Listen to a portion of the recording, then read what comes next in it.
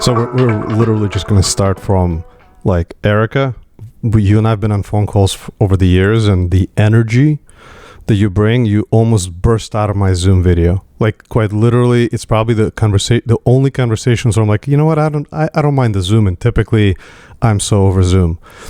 What's the secret? What's going on? How are you able to bring this much energy to every conversation? Well, I think it's because of, certainly my general love of people, but also the topic. I love the topic of how do we energize and get our associates, our employees aligned to help achieve business results. But I think it's all about the associate experience, the employee experience. And it's just a topic I don't ever tire of. And I think both really are the keys to the kingdom of making an organization successful. That's the difference between working and pursuing your life's work. I think it's been about 7 years ago when this became my life's work to think about the human potential in the workplace, and what a waste. What a waste across organizations, across the globe, and how much better could we do for organizations if we can unlock it. So, Erica, I can't wait for you and I to jump into it, and I can't wait for this to be our first multi-part podcast episode. I'm excited about that as well. We have so much to unpack, and we're going to focus on change management function. And although I usually with business goals first, I want to flip the script here just a bit because there's so much for us to discuss as you're thinking about the change management function for next year. Erica, what's your as you think about heading into next year, what's your top priority? Yeah, so as you know, Adam, we are really re-evolving change management here. This is a new evolution. It's a reinvigoration. And so while we have three main priorities, we're really focused on one would be skill building throughout the organization so we can lead self and others through change. Our second, which I call the thing in the middle, is really about applying expert change management to our most critical initiatives. And our third is really around enterprise metrics to understand how the organization is performing in change. But next year, my big focus is to ensure that our most important initiatives have expert change practitioner support. This is something we've been lacking for a number of years. For those who are listening, and as you know, most are internal agents of change. They're listening for these ideas. How do they bring it into their organization? So, maybe just a little bit of why is the shift happening in the organization? How are you so fortunate? You and I spoke, and you have such great leadership that's supporting you through this process. I think that's critical. Often change management is seen as a project manager, maybe in some cases an afterthought. How are you able to lead this, what sounds like almost a transformational effort? You're right. And like everything, it starts with leadership. I have to say, our executive team at TIAA, they are tuned into the evolving demographics of an employee population and the generational impacts. They truly understand and have a people first mindset and understand things happen one person at a time. I think they also understand that as a business, we're quite ambitious. We have high goals. We are trying to do a lot. And when you're trying to do a lot, you can quickly slip into change fatigue and change saturation. And this investment in having what I like to call a change hardy organization is a really meaningful investment to make sure we can achieve the goals that we want to achieve on time. Change hardy. I've never heard that before. Have you? Yeah, yes. I've been using it for a while because I think that it's an important way to describe the attributes of an organization and being able to thrive. This mental fortitude among leaders and the associate population that it's okay to try and fail, that we're going to do a lot of things, that we're going to pivot often, and to be able to have that change hardiness to roll with the punches, live in the ambiguity, and how to support each other through it is critical. Nothing happens in a linear way. Yeah.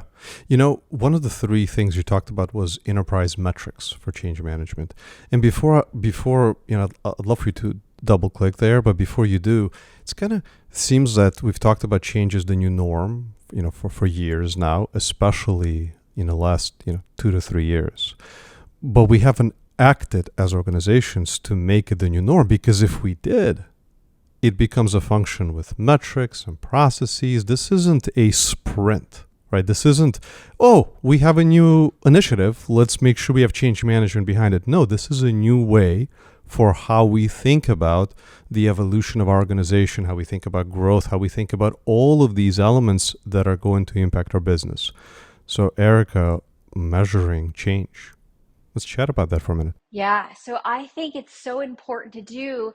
And I think, as you were mentioning, Adam, it's that holistic perspective on change that really matters. And it's the individual measures against an individual initiative that help you understand that more holistic view. So both are very important. So when we think about measures here, we're really looking at things like, are our leaders more equipped to lead others through change than they were before? Are they better sponsors of change today than they were yesterday? Are our associates more equipped to thrive and self-lead through change? Right? Can an associate say, oh my gosh, I have got that feeling inside of me that tells me I'm resisting, whether that's, a rapid heart rate or feeling sick to your stomach or sweaty palms, right? We all know what it feels like when we start to resist. And can I diagnose that in myself and think, why am I resisting this?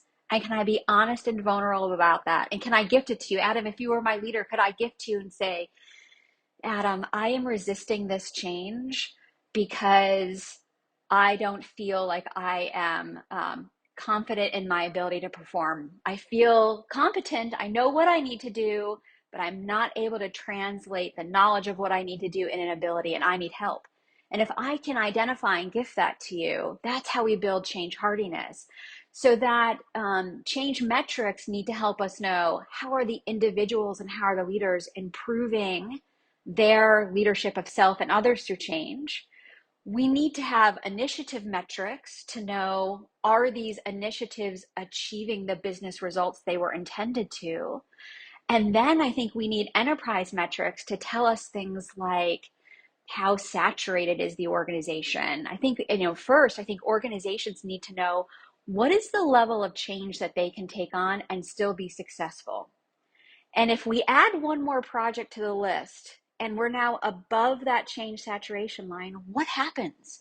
Are we putting someone or something at risk? Are we putting another initiative at risk? We also need to know, what is the risk profile of the work we're taking on? Do we have a lot of high risk, highly people dependent changes that are highly disruptive going on? And are we timing and sequencing them correctly? So I think that humanistic are individuals and leaders leading self and others who change well. Do we have good metrics around projects, and are they achieving the business results? And then really, how is the organization holistically responding to change? I think all of those measures are really important for an organization that wants to be mature in its change management capability. And it's interesting to talk about maturity, right? From where I sit, and I'm having 2 to 3 conversations probably per day at this point with mostly Fortune 2000 organizations. There is no one that has said, oh, we're at a certain level of maturity. It seems that the most progressive are asking the questions that you're asking now. That is the most progressive mindset, saying, hang on a second, an era is over, right? Whether it's L&D or change management, an era of the way we work with people activation and sustaining change is over. Okay, let's admit it. Pause. A new era is beginning. What does that look like? And what you're describing from a holistic perspective, and you and I have this lens of marketing, and there's a new term that was introduced 2 weeks ago. We have a podcast today with Spirit Airlines. We're going to talk about consumerizing the employee experience. Consumerization kind of blew my mind. It was such a simple term, but putting it 3 words together, You mentioned saturation. Well, in the world of marketing, you think about that all the time. Relevance. Oh, you think about that all the time. Looking at the objectives, whatever behavior change you're looking, whether it's join in social media, follow us, purchase an item, become a member, So Eric, as you think about strengthening, right, this change management for, and I assume it's not every initiative, you're looking at your critical initiatives, because if you think about every initiative you have inside the organization, you're going to get overwhelmed. So how do you think about those most critical, and how do you ensure that they are set up for success? Yes, and you're right. We are. We're a budding and a growing practice. So we've got to focus on those critical initiatives that are really moving the needle, that we need to make sure that we are achieving our speed of adoption. So what we're looking at is we're taking a hard look, really, as an organization at our measures. Are these measures the right measures? And then dissecting those measures to understand which of those measures or what portion of those measures is change management on the hook for delivering. And we really define that by people dependency, right? So if you build this, will they come? And how do you know? Because they don't always, right? We assume they do. Wait, what? They don't always? I know, shocking revelation here today for all of us. But the truth is people get to decide. And it's funny, I always say, when we're little, we think the joy of being an adult is staying up past your bedtime and eating whatever you want whenever you want. But the true joy of being an adult is no, and resisting and deciding I'm not going to do something and having the honor of that. Right? I mean, that's to me, it's probably one of the most fun parts of being an adult, because when you get to adulthood, you can't stay up past your bedtime, or that doesn't have luster anymore, and you can't eat whatever you want whenever you want. And so the joy is really around decision rights.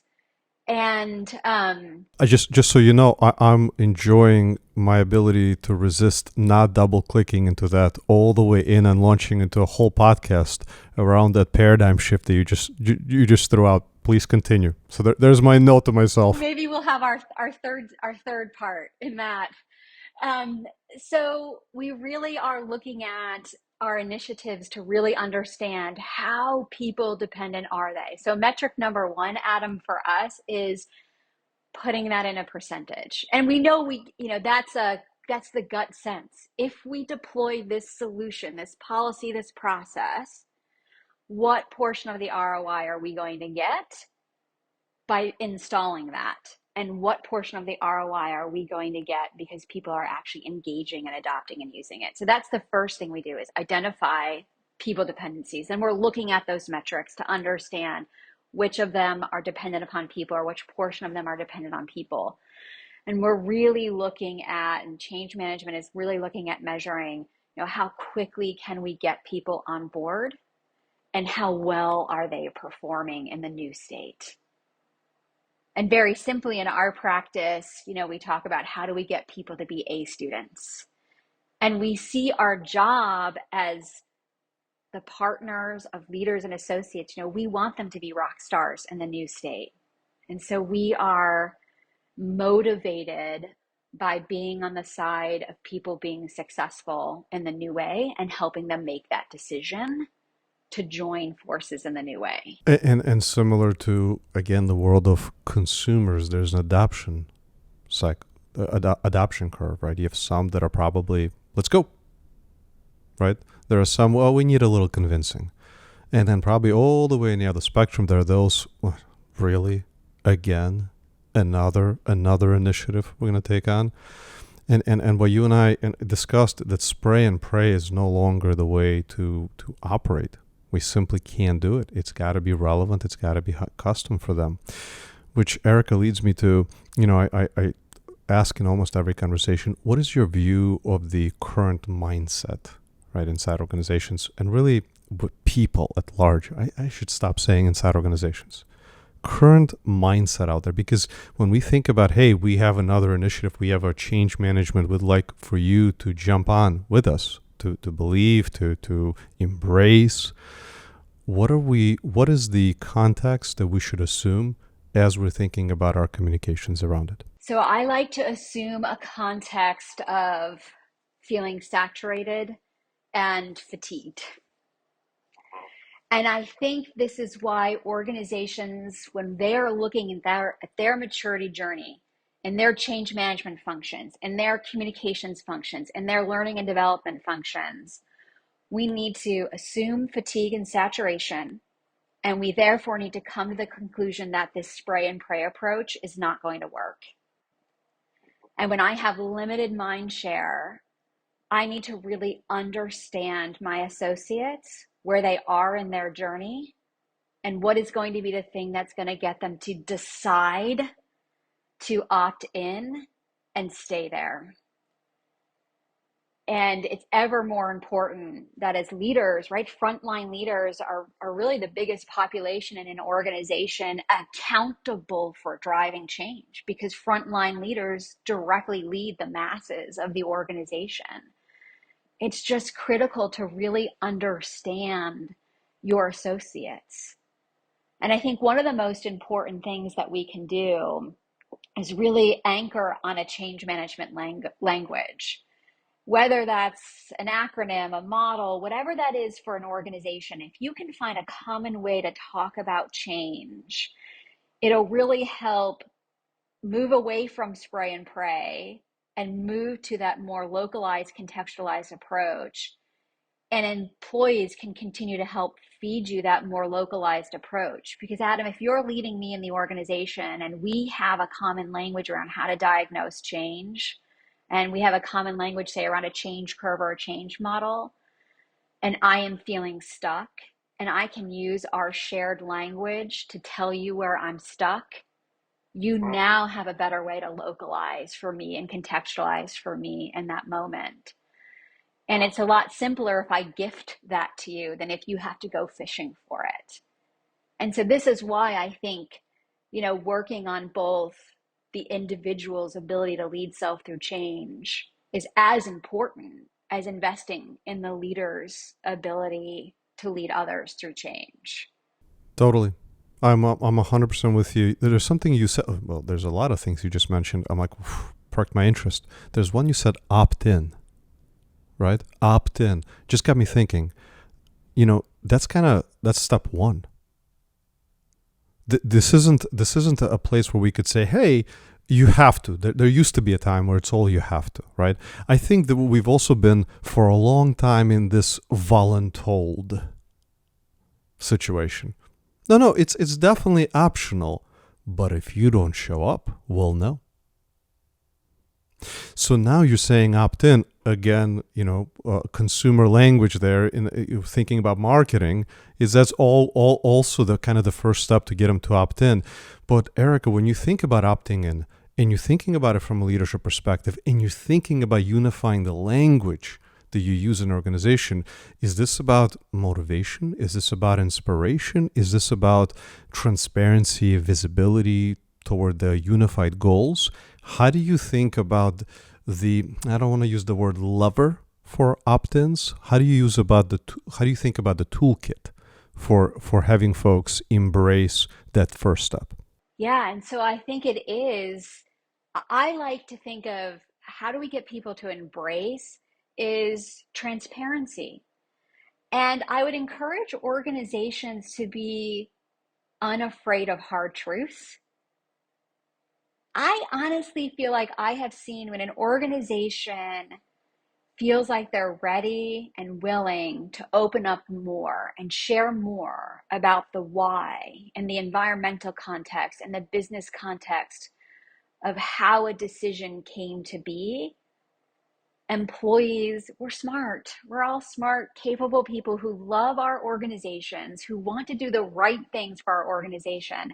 And all of those whys help, I think, position people for a bright, hopeful future and change. The more we can involve people in the thought process, the more we can involve people in the decisioning, And I think even asking people for, well, if you were in my shoes, what would you do and why?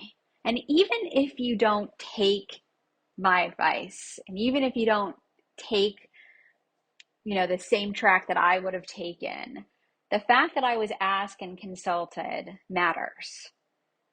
And I have to say, Adam, in my change work, when I have been able to entrust a small group of people to say, hey, this is coming, how do you feel about this? I have often been able to come back to a leadership team and say, if you make this tweak, which will not cost us money, which will not impact our budget, which will not impact our timeline, you will design a solution that is far more adoptable and far less emotionally straining, because that's what happens in change. We can be emotionally strained by change, and we end up saving productivity for an organization. We end up saving the hearts and minds for a subset of the organization, and we end up saving productivity for the business. And that more transparency and hard truths and involvement that we have, the better, faster we get to the change results we want to see. And that's where I'd love to spend the rest of our time together. And we began, which is to think about how do we make people initiatives, more successful. That's my favorite question. This is why I do what I do, is to dare to dream, because the folks that are my guests on the podcast, I think all agree that 2 years from now, the way we create change will look entirely different than today. What we're doing today is going to seem, I don't want to say silly, it'll be archaic. It'll be studied like now we look at marketing and we say, okay, early days, we did radio ads and newspaper ads. How do we do marketing now? Whoa, data-driven. Are you personalization, relevance? Here's all the things. So the question to you, Erica, as you dare to dream, right? We're suspending reality. We're suspending capabilities of today. We're basically throwing it out the window. And we're saying, what does it look like? What tools, what approaches, just real quick, last week with Prudential, we talked about the future talent marketplace, where we said, okay, internal gig economy in the future. Right? It knows you, it understands you, it guides you. It now, machine learning, AI, we are now moving into a world where you are unlocking your true potential inside the organization, not going outside. And I'm not taking us there. I was just maybe too much coffee this morning. I think I am at 5 cups this morning, so I gotta chill out. So Erica, how do we think about the future of people initiatives? For me, oh my gosh, if I could dream and make dreams reality today, I would say more self-organizing teams who are super close to the problem we're trying to solve, empowered to solve them. And just getting closer to really designing adoptable solutions. I've spent so much of my career in change management, where change management is looked at as, okay, this program team is going to go off and design a solution. And then once it's done and we've tied it in a pretty bow, we're going to turn around and gift it to a change team and look at a change team and go, now go get this thing adopted. As though I have all this change management pixie dust that I can sprinkle all over everything and just make people decide to opt in. And so I see a real evolution in the future of people initiatives where change and program management and subject matter experts and those closest to the problem lock arms and co-create and co-design the solution, co-create and own the delivery and achievement of adoption of those solutions together. So one would be the subject matter expert and the other would be a change practitioner. Yes. And in a way, we think about marketing, it would be a marketer with a subject matter expert. The audience is now internal versus external. And because you're at the source, you're saying the answer is at the source. The answer is not in a pretty package. It's almost like treating a symptom. Hey, I'm having a challenge with change management. Can you solve it for me? Hold up a second. What is happening here? Let's go to the source. Why are you doing this? How has it been communicated?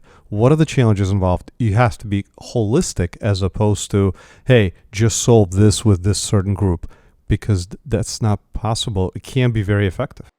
Correct, correct. And I think the best change managers, change practitioners, change leaders, whatever we want to call the discipline, are really almost like the lobbyist for the end user who has to make the change.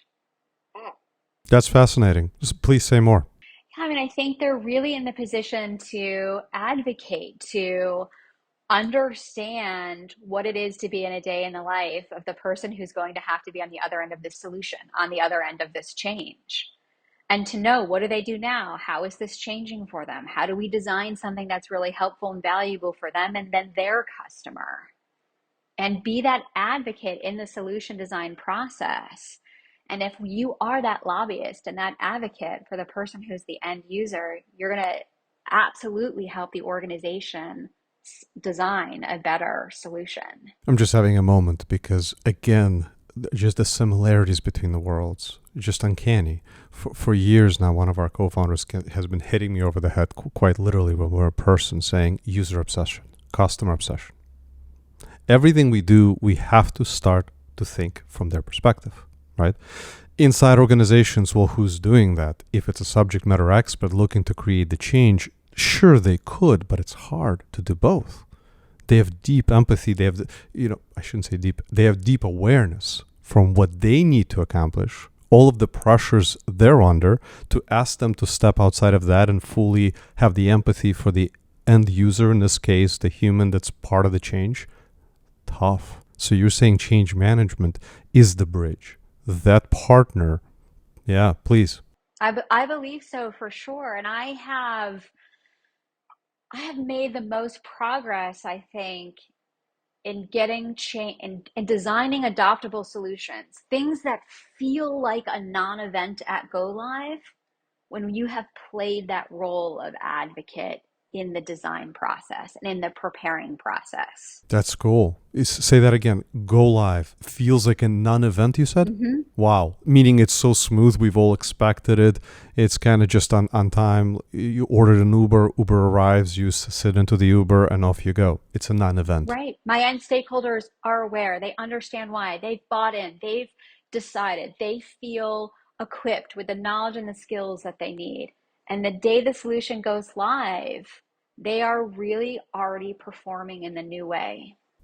So where my mind goes, and I wonder if we're going to be able to scratch the surface or this becomes our part two of our conversation. But, how do we think about communications? Are we now thinking, because we have saturation, right? Fatigue. So are we looking to create a holistic, unified view of all of our efforts in communications? Are we thinking about bite-sizing our content? Are we thinking about where we're sending it and being careful about how we're communicating? Like, how do we think about, now that we kind of talked a little bit about the message, how are we delivering it and where? Right. How and where, and are we pushing? Are we putting it in a place where people can consume it when they want to, when it works for them? And how do we nudge people along the way to remind them, you've got to check in on this topic, you've got to start learning about that, and letting them self-plan and self-schedule. It's funny, my kids, when they were little, used to go to a Montessori program. Mine too. Yes, and on Monday you show up to school and you understand what's expected of you this week, and what you do is you start energizing, or you start organizing your week based on your energy. This is what I want to talk about, this is what I want to learn about right now. Tomorrow I'm going to do that. And I think the more that we can get into that self-empowerment and understand time frames and when things need to get done, and ensure that there are all levels of support available for people, somebody who's well versed, we're making a change in a business area that, if I've been in an organization for 10 years and I'm well versed in this and I understand, and this is a nuance, I might need a job aid. But if I just started at this organization a year ago and this change is impacting a part of the business that's totally foreign to me, I might need 3 days of training to understand. And so making sure that we are contextualizing for the associate and where they are in their journey and where their needs are in this change completely matters. And I think the type of change and how we support them matters too. Some of us are more sensitive or more resistant to some types of changes than others. I might be a complete rock star when it comes to IT changes, and Adam, that might be something that you have a harder time with. Totally. I mean, you did say the word nudge. I didn't. You know, I'm kind of fanatical about nudges, right? So when you think about a nudge in this context of meeting them where they are, how do you think about a nudge? How do you think about the ends? I don't know. I shouldn't say the word end state of this because we can't think that far out. But how do you think about the near term evolution of us nudging them to meet them where they are? Where they are? Oh, I think nudges are so, nudge is such a great thing, right? Because it's a small thing that doesn't take a lot of my time, but that can help be that trigger reminder for me to say, I have got to look at my calendar day and I have got to block 15 minutes to pay attention to this, or I need to block an hour. And how do I critically look at my calendar today to get something off my calendar because this is something that I need to dive into? And I think the nudge way of communication is really, really helpful. And it's a thoughtful approach for organizations to take, knowing how much we are consuming on a daily basis. It's accelerating. Yes. It's an avalanche. Platforms, contacts, you think about from LinkedIn, Instagram, TikTok, if you're YouTube, Facebook, you just keep going, and there are constant notifications. They come, and that's personal. And then there's a whole world of professional. Absolutely. Wow. I don't want to end the conversation. I'd like it to go for another couple hours. That's why we set a two-part series to this, right? So, Erica, for those that are listening in, right, and let's say they're not in the place where you are as fortunate to have a leadership team that's as supportive to think about the new era of change that you're now leading. What suggestion, what advice would you give them in order for them to continue the journey toward the internal alignment that we can and should have to do something differently? Yeah. And I have been in this place too. I have certainly had an incredible gift here where I am, undoubtedly. But I have been in that place where so many of my colleagues in my position are, where you are trying to really get that leadership alignment that you need. And every day you come to work, you feel like you're facing a battle. I remember those days. I have had those days. And what I would say is you need to find your one. Focus first on finding your one most senior leader who gets it, who values it, and who appreciates it, and contract with them. Let them know that this function needs that level of support and sponsorship and collaboration in decision making. And if you can get that one leader at the right level will help evangelize and will help grow others. I think across their peer group and then also down the leadership chain in the organization.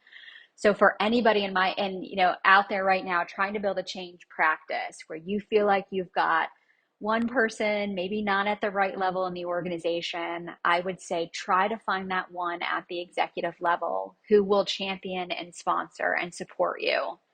And there are so many ways to do that: by delivering great project work, by letting them know about any internal learning and development initiatives you have going on helping helping associates and leaders lead self and others through change. Whether you're starting to collect some environmental metrics, which might be new and fresh, right, and never seen of and heard, find that thing that might appeal to an executive and get your one senior leader who will help spread the word for you. We're an organization not from a hierarchy standpoint. Obviously, the more senior, the better. But when you think about functional, would this be great to have someone in technology? Oh my goodness, they could help open some doors from a technology capabilities, or is it the CFO, or do we go operations so you're closer to kind of the business goals on the performance side? Is there an ideal spot? If you have a choice. You probably don't. You probably are finding the one leader who gets it. But if you had a choice. If you have a choice, I think the single best choice is the person in the organization accountable for strategy execution. Mm. Interesting. Because that is the person who will benefit most from change management services. Say more, Erica, please. Yeah, so I think most executives who are accountable for achieving the organizational strategy, which is generally a shared, right? That is generally a shared goal across the organization. You have all executives accountable for their pieces and parts. But if you have a chief strategy officer, or in our organization, it happens to be our chief administrative officer who is accountable for strategy execution, oftentimes, as we have seen, we're still living in a 1990s world where when we talk about strategy execution, we are really talking about execution to the point of implementation. We've delivered a thing, we've turned it on, it's available. We have not thought about execution as really achieving what happens in the days, weeks, and months after go live, and have we actually achieved adoption and full potential of the ROI we were going after, and have we done that quickly? That is change management. And so I really think your executive who is in charge of realizing strategy execution has the most to gain from a change management partner, because change management at the end of the day is about achieving business results through people. Like if this was a movie with multi-part, like this would be the perfect moment where you put up to be continued. That's right. Right, because there's so much more there that we just scratched the surface. I'm not even going to say that this was an awesome conversation.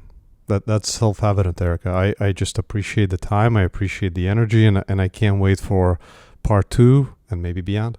I look forward to it too. Adam, it's always great, and I always learn something every time I get to interact with you. So thank you so much. Over and out, Erica.